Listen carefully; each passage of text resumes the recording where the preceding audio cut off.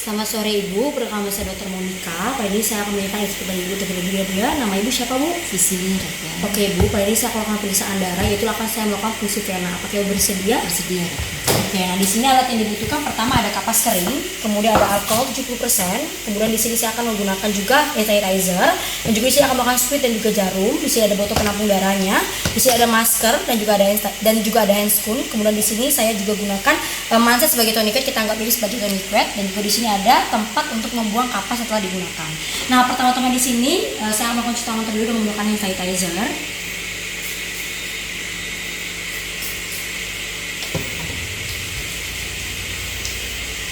Oke, setelah itu saya akan menggunakan masker.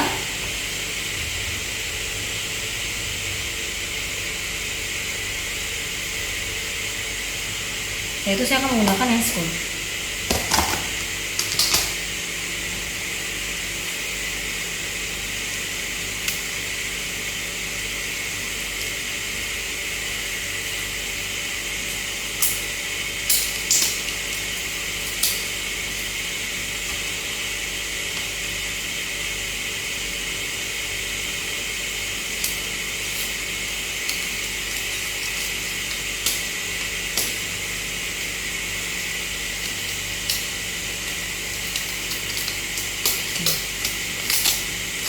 Nah, setelah APD-nya sudah lengkap, di sini kita posisikan pasien senyaman mungkin.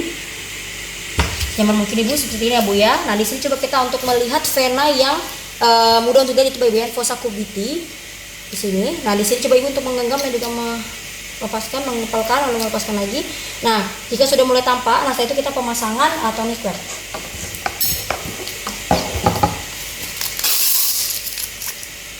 Ini ya Bu.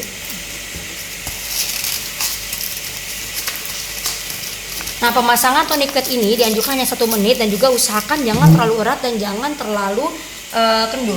Nah, setelah itu kita coba untuk pastikan lagi. Coba Ibu genggam lagi, pastikan lagi. Oke, nah di sini sudah mulai tampak dan kita yakin, maka kita lakukan asepsis dengan menggunakan kapas yang dibasahi dengan alkohol 70%. Setelah itu kita bersihkan dengan tindakan dengan cara sirkular dari sentral ke perifer. Jika sudah, kemudian setelah itu kita buang ke tempat sampah. Nah, di sini kita usahakan jangan menyentuh daerah yang diasepsis tadi supaya tetap steril. Nah, setelah itu kita ambil jarum, juga seperti masih steril. Ibu, masih steril ya Bu ya, masih baru ya Bu. Nah, kita buka. Oke. Kemudian setelah itu kita buka dan menggunakan hand. Oke. Nah, setelah itu dengan menggunakan tangan kiri kita tegangkan kulit di atas vena yang akan kita lakukan fungsi, yang akan kita tusuk. Nah, di sini kita tegangkan. Kemudian dengan menggunakan tangan kanan kita masukkan. Nah, di sini dikatakan bahwa itu sudah benar, maka kita merasakan bahwa kita seperti menembus ruang yang kosong. Ya, kalau misalnya sudah masih ada terhambat, berarti itu masih di jaringan, belum tepat. Dan tanda yang kedua adalah ketika sudah kita lihat tanpa adanya darah. Nah, setelah itu kita melakukan penggantian posisi dari tangan kanan ke tangan kiri. Kita usahakan di sini kan 10-30 derajat. Kita usahakan juga tidak merubah posisi jarumnya. Ya, seperti ini. Nah, kemudian setelah itu sebelum kita mengisap, kita kendorkan dulu terlebih dahulu tourniquetnya. Di sini kita kendorkan, sebenarnya diwajibkan untuk dikendorkan ketika lebih dari 5 cc kita ambil darahnya. Nah, di sini saya lepaskan saja tourniquetnya ya. Siap Bu ya. Oke. Nah, setelah dikendorkan, kemudian setelah itu kita tarik sesuai dengan jumlah darah yang kita butuhkan. Oke, baik. Nah, setelah itu kita ambil kapas garing di atas jarum, lalu kita tarik. Nah, semua itu kita tekan kulit bekas daerah tusukan tadi selama beberapa menit. Oke Ibu, silakan untuk kembali. Oke, baik. Nah, setelah itu di sini kita setelah kita mengambil darah, setelah itu kita tutup terlebih dahulu ya. Kita lepaskan jarum dari squidnya. Nah, setelah itu kita lepaskan dan kita ambil botol penampung darah di sini. Nah, botol penampung darah di sini kita alirkan darah dari jarum ke botol penampung darah di sini. Jika ada antikoagulan, maka segera campurkan. Nah, kita segera campurkan untuk mencegah terjadinya penggumpalan. Pada kesempatan kali ini saya akan memperagakan cara pemeriksaan HB dengan cara SALI. Nah, pertama-tama setelah kita mencuci tangan dengan menggunakan alkohol 70%, setelah itu kita menggunakan masker dan menggunakan handscoon. Nah, di sini alat dan bahan yang digunakan, yang pertama ada termometer yang berisi komparator blok yang berguna untuk membandingkan warna dari pemeriksaan kita dengan warna standar. Kemudian di sini kita menggunakan tube SALI, kemudian ada pipet SALInya, ada batang pengaduknya, kemudian ada semprit yang kita umpamakan di sini ada selang untuk mengisapnya nanti. Nah, di sini ada darah EDTA, di sini ada HCl,1N, dan di sini ada aqua bidet serta pipet hisap. Nah, semua alat bahannya sudah tersedia. Yang pertama-tama yang harus kita lakukan adalah di sini kita ambil tube SALInya, kita isi HCl,1N dengan menggunakan pipet hisap di sini ya, sampai batas 2 atau sekitar 5 tetes. Nah, setelah sudah saya batas 2, setelah itu kita taruh terlebih dahulu di sini. Nah, kemudian setelah itu kita mengisap darah ya dengan menggunakan semprit yang umpamanya ada selangnya tadi ya. Kita sambungkan dengan pipet SALI, kita ambil sini ya, kita masukkan, kemudian kita hisap sampai batas 20 mikron. Nah, ketika sudah kita cabut, kemudian kita bersihkan bagian ujung pipet dari bagian ujung luar pipetnya SALI ini dari atas ke bawah untuk membersihkan dari bekas darahnya. Jika sudah, kita masukkan sini. Kemudian setelah itu kita ambil di sini ya SALI tube-nya, kemudian kita masukkan ke dalam. Kita masukkan ke dalam. Ya, kita masukkan sehingga darahnya tadi itu bergabung dengan atau bercampur dengan HCl,1N. Jadi kita bilas lagi dengan HCl,1N-nya tadi dari di tabung pengencer yang masih jernih. Oke, setelah itu kita taruh. Oke. Nah, setelah itu kita ambil batang pengaduknya ini, lalu kita kocok, kita aduk sampai membentuk warna coklat. Ya. Nah, ketika sudah membentuk warna coklat, setelah itu kita bandingkan di sini ya, kita taruh di sini, kita bandingkan di sini umpamanya ada warna standarnya ya. Nah, kita ambil pipet hisap sendiri, kita ambil aqua bidet sedikit demi sedikit, tidak usah langsung banyak, ambil sedikit demi sedikit saja ya. Nah, sampai sama dengan warna yang ada di kanan dan kirinya ya, sekitar kalau udah sekitaran sama ya, kanan dan kiri yang warna standar ya. Jika sudah, nah setelah itu kita tinggal hitung kadar HB-nya. Nah, satuan HB di sini adalah gram per desiliter, satu gram per desiliter.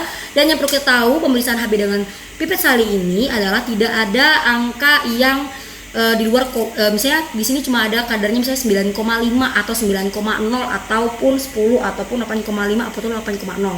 Tidak ada angka yang 8,2 atau 8,7. Jadi hanya 9,5, 8,5 atau 8,0, 9,0 seperti itu. Sekian. Selamat pagi dokter, perkenalkan saya Monika Morawida-Ningsih. Pada kesempatan kali ini saya akan menjelaskan tentang morfologi sel darah dan hitung jenis. Baik, yang pertama-tama saya akan menjelaskan terlebih dahulu morfologi sel darah. Jadi di sini dari stem cell terbagi myeloid dan juga limfoid. Nah, untuk myeloid ini pertama ada myeloblast, promyelosit, myelosit, metamyelosit juga batang. Nah, perbedaan antara metamyelosit dan batang di sini sebenarnya ini yang susah, kedua ini yang susah untuk dibedakan. Nah, untuk metamyelosit itu dia cekukannya itu atau lengkungannya itu belum sampai setengah dari bagian. Sedangkan batang dia sudah melebihi setengah dari bagian. Kemudian akan menjadi neutrophil segmen, eosinofil dan juga basofil. Kemudian di sini ada monoblast akan menjadi promyelosit dan juga akan menjadi monosit.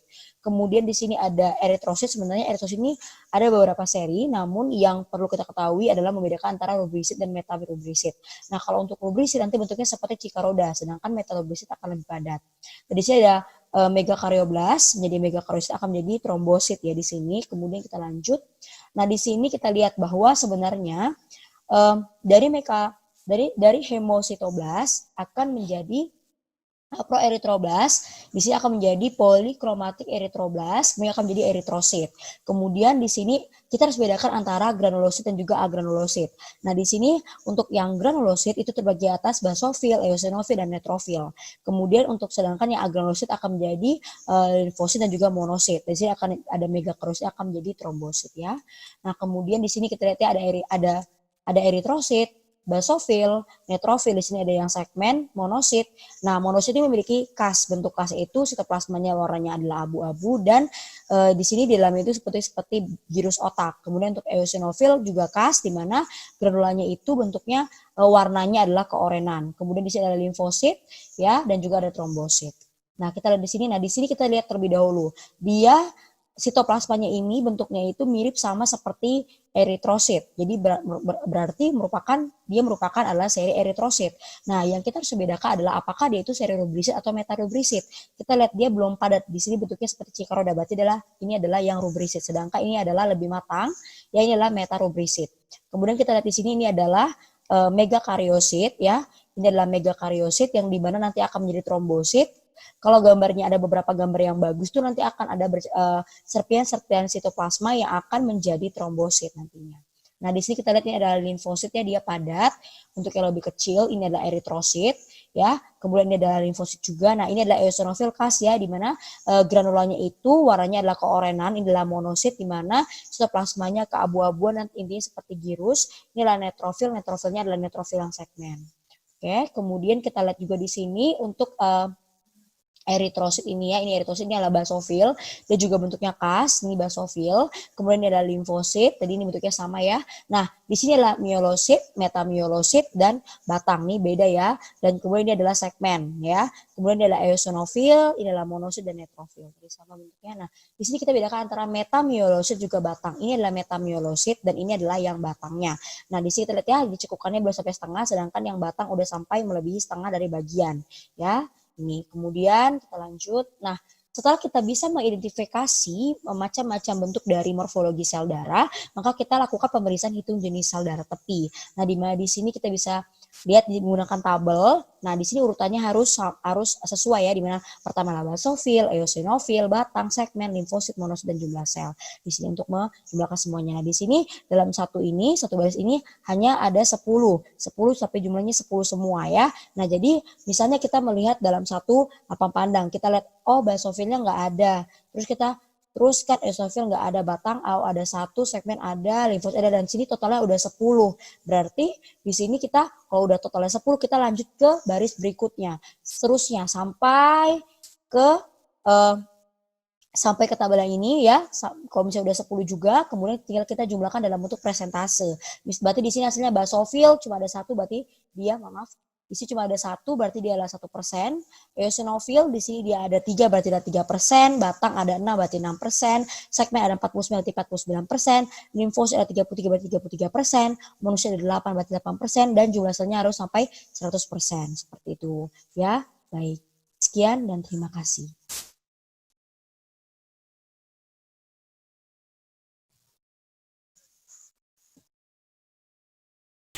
Baik, pada kali ini saya akan memperagakan cara pengambilan darah kapiler. Nah, yang pertama-tama seperti biasa, setelah menanyakan identitas pasien, kita melakukan cuci tangan dengan menggunakan hand sanitizer. Kemudian setelah itu kita menggunakan APD dengan lengkap, baik itu handscoon maupun masker. Nah, setelah itu di sini alat-alat yang perlu digunakan, yang pertama kita persiapkan, yang pertama adalah kapas kering yang pastinya, kemudian alkohol 70%, dan kemudian ada lancet darah steril di sini. Nah, kemudian setelah itu pertama-tama di sini saya ingin menginformasikan terlebih dahulu bahwa pengambilan darah kapiler ini jika pada orang dewasa kita bisa mengambil pada jari ke-2, 3, dan 4, dan juga pada anak kecil kita bisa mengambil di bagian sisi luar daun telinga, dan juga kita bisa juga mengambil pada bagian kaki, baik itu tumit bagian lateral ataupun bagian jempol kaki kanan dan kiri. Oke, nah kemudian di sini yang pertama-tama kita melihat di sini kita ambilnya di jari tangan ya. Di sini saya mengambil di jari kedua. Kemudian setelah itu kita membersihkan terlebih dahulu, kita pegang dulu biar tidak bergerak. Nah, kemudian kita bersihkan dulu, kita lakukan asepsis dengan menggunakan alkohol 20%.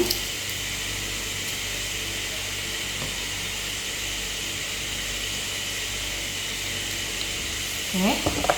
Seperti biasa, kita melakukan asepsis ini dengan tindakan sirkular dari sentral ke bagian perifer. Nah, setelah itu kita tusuk dengan menggunakan lancet darah steril. Nah, di sini kita harus tusuk secara tegak lurus dan juga secara cepat, dan juga di sini diupayakan bahwa arah tusukannya itu tegak lurus dari sidik jari. Dan juga di sini kita upayakan bahwa tusukan itu agak cukup dalam supaya tidak perlu menekan-nekan terlalu banyak bagian jari yang ingin kita tusuk di sini. Dan juga di sini kita bisa menekan sedikit saja agar untuk mengurangi rasa nyeri. Nah, kita tusuk seperti ini. Oke, nah tetesan darah pertama kita usap, jangan kita tekan, cukup kita usap dengan menggunakan kapas kering. Nah, seperti ini. Kemudian setelah itu tetesan darah kedua yang kita gunakan bisa menggunakan di sini, bisa digunakan dengan di objek gelas, kita bisa gunakan untuk pemeriksaan atau menggunakan sampel untuk tetesan darah kedua, baru kita bisa gunakan sebagai bahan pemeriksaan, baik itu sediaan hapusan darah tepi atau bisa untuk melakukan pemeriksaan untuk golongan darah. Pada kesempatan kali ini, saya akan memperagakan cara membuat sediaan hapus darah tepi. Nah, pertama-tama seperti biasa, sebelum kita melakukan tindakan, kita mencuci tangan terlebih dahulu dengan menggunakan alkohol 70%, lalu memasang handscoon dan menggunakan masker. Nah, di sini alat dan bahan yang digunakan, yang pertama adalah ada kaca objek, kemudian di sini kita anggap sebagai kaca objek, kita pakai 3, dan kemudian di sini ada kaca penggeser, kita anggap sebagai kaca penggeser, kemudian di sini kita menggunakan buffer, kemudian di sini adalah sampel darahnya, kita bisa menggunakan darah kapil atau darah vena setelah kita lakukan fungsi darah kapil atau fungsi darah vena. Kemudian di sini kita gunakan metanol absolut untuk memfiksasinya, dan kita menggunakan rag sebagai pewarnaannya, dan juga ada pipet tetes, serta kita menggunakan rak untuk pewarnaannya. Nah, jadi yang pertama-tama setelah kita mengambil fungsi darah kapil atau vena, ya di sini kita gunakan pipet tetes, kita letakkan di kaca objeknya, ya. Kita ambil satu tetes saja dengan diameter 2-3 mm. Di bagian ujung seperempat latar dari ujung kaca objeknya kita letakkan, ya, seperti ini ujung. Nah, kita tetes saja. Nah, setelah itu kita ambil kaca penggeser, kemudian kita geser seperti ini. Jadi dari bagian depan darah kita geser ke bagian belakang sampai rata, baru dengan satu tindakan kita geser ke depan. Ini juga. Nah, seperti itu kita biarkan sampai dia mengering, ya. Nah, kemudian setelah dia mengering, setelah itu kita letakkan dulu di rak untuk pewarnaan. Kita letakkan di rak untuk pewarnaan.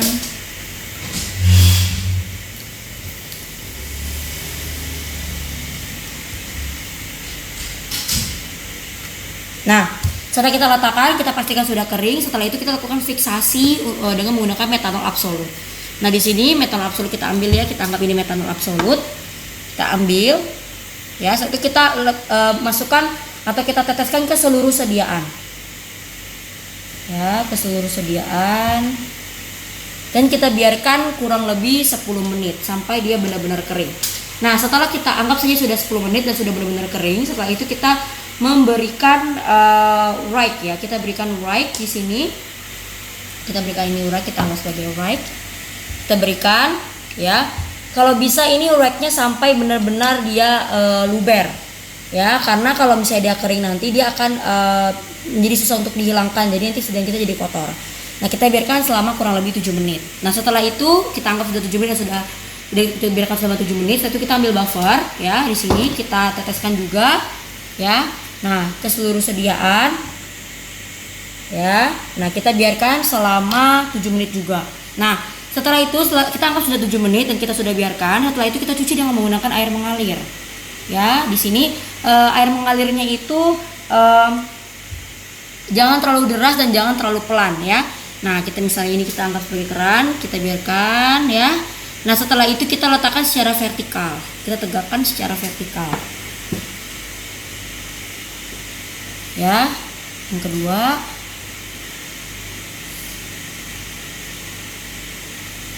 yang ketiga.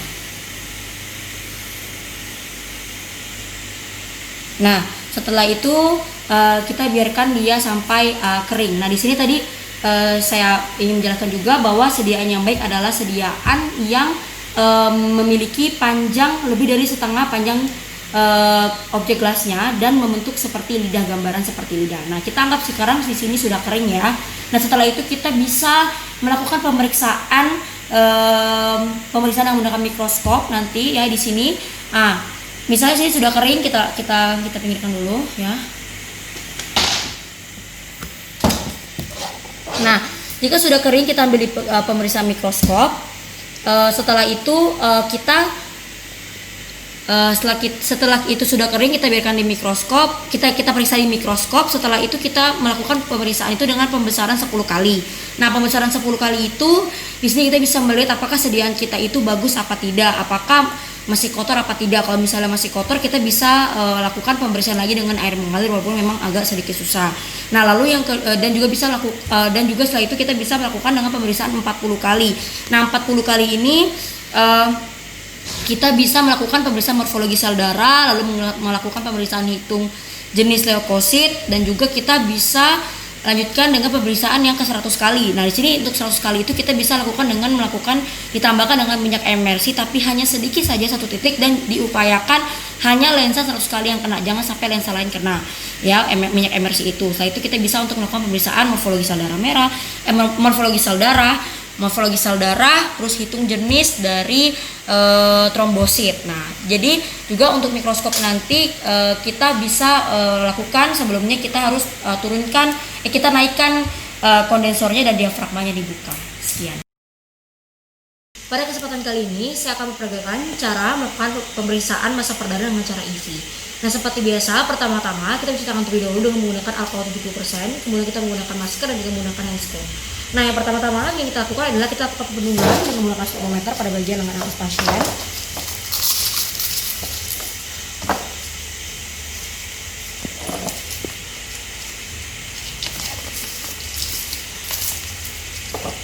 Nah, setelah itu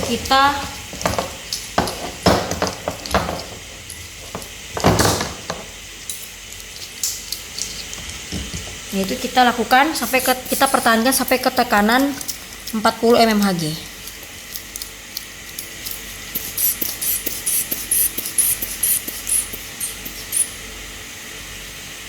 Oke, kita biarkan pertahankan sampai tekanan 40 mmHg. Kemudian setelah itu ini adalah kapas, kita basah dengan alkohol 70%. Kemudian setelah itu kita bersihkan atau asepsis pada bagian volar lengan bawah secara sirkular dari sentral ke perifer. Nah, kemudian biarkan hingga kering. Kemudian setelah dia sudah kering, setelah itu kita lakukan penusukan dengan menggunakan laser darah steril. Di sini kita lakukan penusukan pada 3 cm di bawah fossa kubiti dan kedalaman 3 mm. Nah, di sini ketika kita tusuk, oke. Nah, ketika misalnya darah sudah mulai keluar, kita hidupkan stopwatch. Di sini. Setelah kita hidupkan stopwatch, kita udah mulai hitung. Nah, setiap 30 detik di sini darahnya keluar. Setiap 30 detik kita menghisap darah dengan menggunakan kertas saring. Ingat, jangan ditekan. Cukup ditempelkan seperti ini. 30 detik lagi tempelkan seperti ini, dan seterusnya. Nah, sampai darahnya berhenti. Nah, kemudian kita lepaskan terlebih dahulu, maaf. Oke, kita lepaskan. Nah, setelah itu di sini dia dikatakan valid jika terdapat titik perdarahannya sebesar 1 saja, didapatkan titik perdarahan 5 mm, bisa 1 atau lebih. Setidaknya minimal 1 didapatkan, diameternya 5 mm atau setengah centimeter. Nah, cara menghitungnya adalah jika terdapat 12 titik di sini, berarti hasil dari pemeriksaan massa perdarahan dengan cara IV di sini adalah dengan didapatkan hasilnya adalah 6 menit, dan itu adalah normal. Setelah memperagakan cara melakukan pemeriksaan massa perdarahan dengan cara IV, pada saat ini saya akan memperagakan cara pemeriksaan massa perdarahan dengan cara Duke. Nah, di sini kita menggunakan cukup daun telinganya. Nah, di sini setelah kita lakukan saat ini kita lakukan asepsis. Di sini adalah kapas dengan alkohol. Oke, kemudian kita lakukan asepsis di sini. Jangan sirkular. Oke, baik. Kemudian setelah itu biarkan sampai kering sebentar. Kemudian kita ambil laser darah yang masih steril. Kemudian kita tusuk dengan kedalaman 2 mm. Oke, baik. Nah, setelah itu kita hidupkan stopwatch. Nah, setiap 30 detik kita tempelkan kertas saring. Jangan ditekan. Lagi. Setiap 30 detik. Nah, kemudian kita catat massa perdarahan. Catat waktu massa perdarahan. Baik, pada kali ini saya akan memperagakan cara melakukan pemeriksaan tes massa pembekuan. Nah, di sini alat dan bahan yang digunakan pertama ada kapas, dan juga ada alkohol 70%. Kemudian setelah itu di sini saya menggunakan tabung yang tadi label dengan raknya di sini. Kemudian saya juga menggunakan spirometer yang saya gunakan yang kita anggap sebagai tourniquet, dan juga saya akan menggunakan jarum dan semprit yang berukuran 5 ml. Oke. Baik, yang pertama-tama sebelum melakukan pemeriksaan sebaiknya kita mencuci tangan terlebih dahulu dengan alkohol 70%, menggunakan masker dan menggunakan handscoon seperti itu. Nah, kemudian yang pertama-tama kita bisa melakukan fungsi vena terlebih dahulu, Ibu. Oke, baik. Dan juga di sini tidak lupa kita juga menggunakan stopwatch nanti ya. Nah, jadi yang pertama kita lakukan fungsi vena terlebih dahulu. Kita lihat Ibu biasanya di bagian fossa cubiti ya Bu ya, coba untuk genggam Ibu. Lagi. Nah, di sini jika mulai tampak kita untuk memasang tourniquetnya. Jadi kita pasang. Nah, jika sudah terpasang coba Ibu entar lagi Bu. Lepas lagi. Nah, jika kita sudah yakin sudah tampak vena yang kita lakukan fungsi vena, maka kita lakukan asepsis dengan kapas yang kita basahi dengan alkohol 70%. Oke, kita lakukan asepsi dengan sirkular dari sentral ke perifer. Ya, itu kita tunggu sampai kering. Oke, baik. Nah, jika sudah kering di sini kita upayakan tidak menyentuh daerah yang telah kita lakukan asepsis tadi agar tetap steril. Ya, nah kemudian setelah itu kita ambil jarum dan semprit yang ukuran 5 ml tadi, Bu masih baru ya Bu ya. Kemudian kita oke. Nah, setelah itu kita buka dengan menggunakan one hand. Oke. Saya itu kita tangan kiri kita tuh kita tegangkan kulit di atas vena yang akan kita tusuk agar vena tidak bergerak. Kemudian dengan menggunakan tangan kanan kita masukkan di sini. Nah, kita masukkan dengan menggunakan tangan kanan. Nah, di sini dikatakan sudah masuk dan sudah benar ketika kita seperti menembus ruang kosong dan sudah ada darahnya. Ya. Nah, kemudian setelah itu kita pindahkan terlebih dahulu nih ya tangannya dari tangan kanan ke tangan kiri. Usahakan posisi jarum tidak berubah. Oke, baik.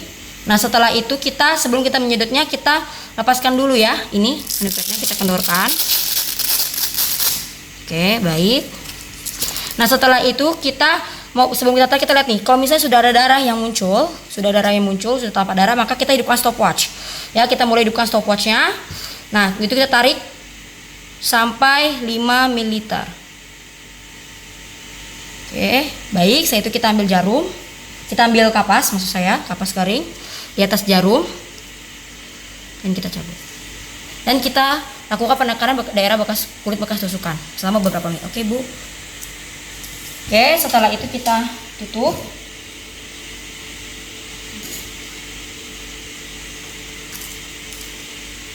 Oke, baik. Setelah itu kita ambil tabung tadi. Ya, ini darah. Kita ambil sudah darah 5 ml, kemudian kita tutup ya. Setelah itu kita lepaskan jarum dari sempritnya. Baik. Ya, sebaiknya setelah itu kita alirkan darah dari jarum ini, dari semprit ini ke dalam tabung-tabung yang telah diberikan label. Satu tabung itu sebanyak 1 ml ya. Kita alirkan 1 ml ya.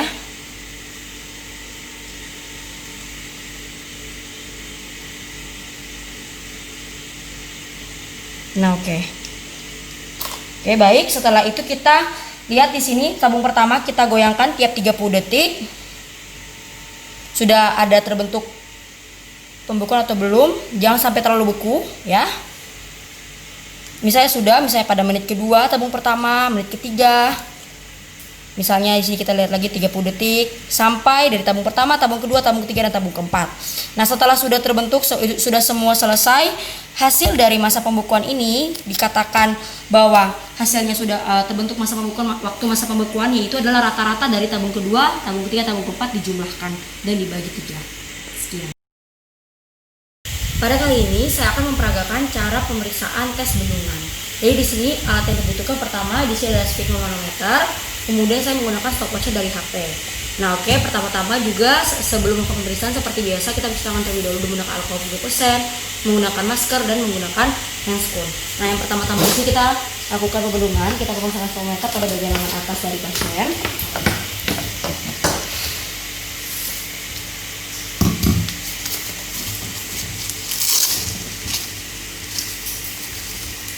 Ya Bu.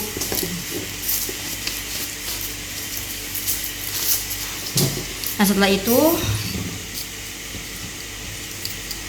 kita membuat tekanan 100 mmHg. Namun di sini ada satu syarat, di mana jika pasien tekanan sistolitnya itu di bawah dari 100 mmHg, misalnya contohnya adalah 90/70, maka kita tambahkan di rata-rata tersebut. Jadi misalnya 90/70 berarti 90 ditambah 70 adalah 160, dibagi 2 berarti tekanannya adalah 80 mmHg, dan kita pertahankan tekanan itu selama 10 menit. Ya, jadi di sini kita membuat tekanannya sama 10 menit. Baik. Kemudian setelah 10 menit misalnya sudah 10 menit, setelah itu kita lepaskan bendungannya. Nah setelah itu kita tunggu juga sampai tanda-tanda statis perdarahannya telah menghilang. Kemudian setelah itu kita hitung PTC yang terbentuk pada lingkaran 5 cm 4 cm di bawah bagian distal dari fossa cubitti. Nah dikatakan positif di sini, dikatakan positif jika terbentuk lebih dari 10 PTC, maka hasil tes dikatakan positif. Pada kesempatan kali ini, saya akan memperagakan cara pemeriksaan golongan darah. Jadi yang pertama-tama, kita mencuci tangan terlebih dahulu dengan menggunakan alkohol 70%, menggunakan masker, dan menggunakan hand scrub. Jadi yang pertama-tama yang harus dilakukan, di sini kita siapkan alat dan bahannya. Jadi yang pertama di sini saya menggunakan kartu golongan darah yang berisi identitas dan juga masing-masing kolomnya. Ya, ini kolom anti A, anti B, anti AB, dan juga anti resus. Kemudian saya menggunakan batang pengaduk nanti. Ini batang pengaduknya. Kemudian di sini saya menggunakan tisu untuk membersihkan batang pengaduknya, dan juga saya menggunakan sampel darahnya. Di sini ada 4 tabung. Misalnya di sini sebaiknya masing-masing tabung ini harus kita berikan label. Jadi antara pasien A dan pasien B, identitasnya itu ada labelnya supaya tidak tertukar antara pasien A dan pasien B. Di sini saya menggunakan contohnya adalah pasien A ya. Saya ambil. Kemudian setelah itu di sini ada 4 reagen yang saya sesuaikan posisinya dengan masing-masing kolomnya. Jadi di sini contohnya ini adalah anti A di sini ya, sesuai anti B, anti AB, dan anti resus seperti itu ya. Nah, jika sudah, kita pertama isi ya nama identitas pasien, namanya, dan identitas lainnya. Kemudian setelah itu kita ambil sampel darahnya. Jadi kita ambil ya di sini sampel darahnya. Nah, 1 tetes pada masing-masing kolom ya. Nah, nanti banyak darah dan banyak reagen atau antiseranya itu harus sama 1:1 agar reaksinya baik dan bisa kita baca dengan baik ya. Nah, di sini kita tambahkan antiseranya. Di sini adalah anti A. Ini kita anggap ada pipetnya ya dari tabungnya. Ini anti B, kita masukkan di kolom anti B. Oke, 1 tetes aja ya sama dengan teri darahnya. Ini anti AB. Dan ini anti resus atau anti D. Nah, setelah itu kita aduk dengan batang pengaduk. Setelah itu kita aduk dengan pertama aja anti A, kita bersihkan dengan tisu. Lalu ini anti B, kita ke anti B, kita bersihkan dengan tisu lagi. Lalu kita gunain anti AB, bersihkan dengan tisu lagi. Dan ini anti resus. Nah, setelah sudah baru kita lihat apakah ada agutasi apa tidak. Di sini kita baca.